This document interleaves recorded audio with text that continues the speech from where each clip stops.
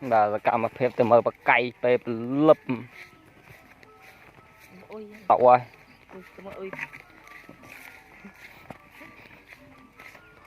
mình lời cho là từ luôn cái đảo tậu ơi to su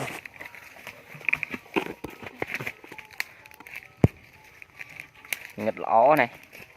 nghịch định giúp chân ơi gì vết là gì vết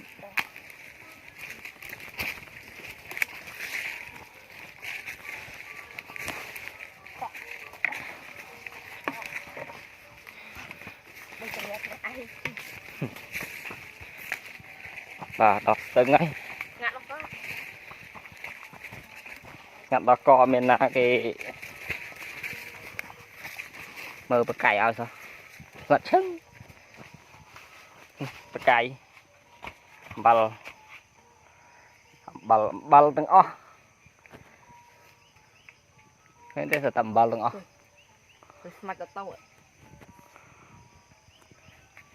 chỉ mơ sẽ cam phép pe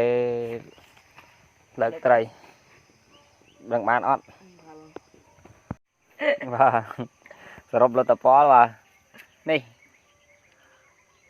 mùi dục tua lư hoa vào nâng đã bạc cay cháu à bán lại nghe này